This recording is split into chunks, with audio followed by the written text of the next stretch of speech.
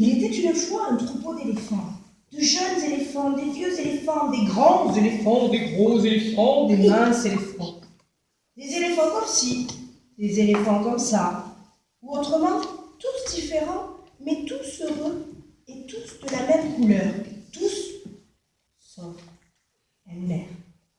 Elmer était différent. Elmer était bariolé. Elmer était jaune, orange, rouge, et rose, et violet, et bleu, et vert, et noir, et blanc. Elmer n'était pas de la couleur des éléphants. C'est Elmer qui rendait les éléphants heureux. Tantôt il plaisantait avec les autres éléphants, tantôt les éléphants plaisantaient avec lui. Mais c'était toujours Elmer qui amenait le rire dans le troupeau. Une nuit, Elmer n'arriva pas à trouver le sommeil. Il se disait qu'il en avait assez d'être différent. Il n'a jamais entendu parler d'un éléphant bariolé, pensait-il. Qui n'a jamais entendu parler d'un éléphant bariolé? Bariolé de toutes les couleurs.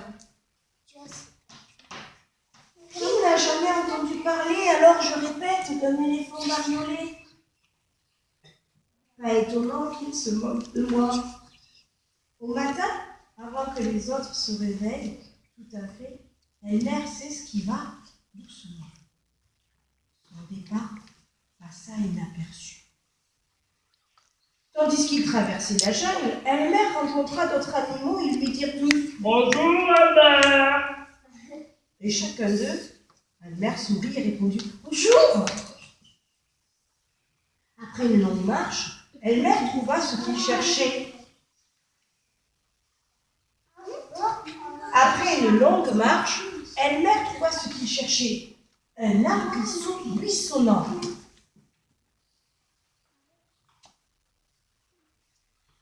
Un arbrisseau couvert de baies. Un arbrisseau couvert de baies de la couleur des éléphants. Elmer attrapa l'arbrisseau et le secoua. Tant et si bien que la baie tombèrent sur le sol. Ça va être compliqué là. L'arbrisseau et le secoua. Tant et si bien que les baies tombèrent sur le sol. Une fois que le sol fut tapissé de baies, Elmer s'allongea et roula sur lui-même plusieurs fois d'un côté et de l'autre, puis devant, puis en arrière. Ensuite, il ramassa les grappes de baies et s'en frictionna tout le corps jusqu'à ce que le jus des baies le recouvre entièrement et qu'il n'y ait plus aucune, mais alors aucune, écoutez bien les enfants, de traces de jaune, ou d'orange, ou de rose, ou de rouge, ou de violet, ou de bleu, ou de vert, ou de noir, ou de blanc. Une fois son travail achevé, Elmer ressemblait à n'importe quel éléphant. Il était devenu n'importe quel éléphant. Et ensuite, Elmer s'en retourna vers le troupeau. En chemin, il repassa devant les autres animaux. Cette fois, ils lui dirent tous « Bonjour l'éléphant !» Et à chacun d'eux, Elmer sourit et répondit « Bonjour !» Il était tout heureux, il n'avait pas été reconnu. Quand Elmer retrouva les autres éléphants, ils étaient tous immobiles et silencieux. Aucun ne remarqua Elmer, tandis qu'il se glissait au milieu du troupeau. Au bout d'un moment, Elmer sentit quelque chose qui clochait. Mais quoi? Il regarda autour de lui. La même jungle habituelle, les mêmes nuages chargés de pluie qui traversaient le ciel de temps à autre, et enfin les mêmes éléphants. Elmer les regarda.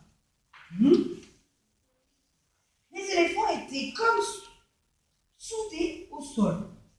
Elmer ne les avait jamais vus si sérieux. Et puis, il regardait ces éléphants silencieux, sérieux, solennels, et comme soudés au sol, ils étaient tous soudés comme ça. Puis, il eut envie de rire. Au bout d'un moment, ce fut plus fort que lui, il leva sa tronche et hurla à tue-tête. Bouh! Les éléphants furent si surpris qu'ils rire des bons dans tous les sens. Non, de pipe s'exclamèrent-ils. Puis ils virent une mère qui n'en pouvait plus de rire. Il leur avait fait une bonne blague.